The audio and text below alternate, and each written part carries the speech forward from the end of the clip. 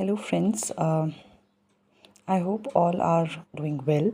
आज मैं जो स्टार्ट करने जा रही हूँ वो सीरीज़ होगी कुछ वीडियोस की रिगार्डिंग जो यूपीएससी में नए स्टूडेंट्स हैं जिन्होंने नई नई अपनी जर्नी स्टार्ट की है, जिनको नहीं पता है कि क्या पढ़ना है और वो रैंडमली कुछ भी पढ़े जा रहे हैं। ठीक है, पहले ही आई बिलीव जिन्होंने भी ये जर्नी स्टार्ट की है दे मस्ट बी नोइंग कि इसमें प्रीलिम्स होता है, मेंस होता है, इंटरव्यू होता है। It's a very basic thing जो सबको पता है।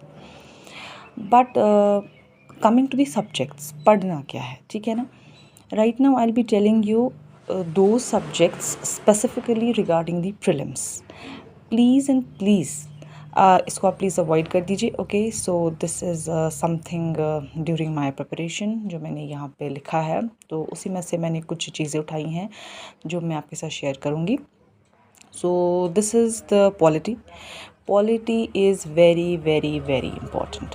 पढ़ने में आप लोगों को आसान लगेगी, लेकिन जब आप पढ़ेंगे, क्वेश्चन सॉल्व करेंगे तो इतना कन्फ्यूजन होगा जिस पे आप पूरे श्योर होंगे वही सवाल गलत हो जाएगा।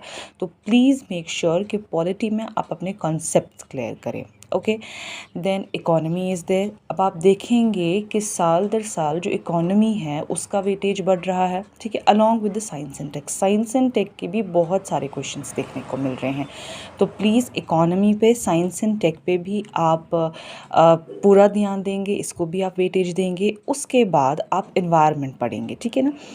एनवायरनमेंट में आपको ज़्यादा डीप डाउन जाने की भी ज़रूरत नहीं है, ठीक है ना। एक आपको क्लैरिटी जब आ जाएगी इस सब्जेक्ट की तो आप इजीली क्वेश्चन सॉल्व कर सकते हैं। आई बिलीव कि एनवायरनमेंट उतना भी डिफ़िकल्ट नहीं है, ठीक है। Then comes the geography.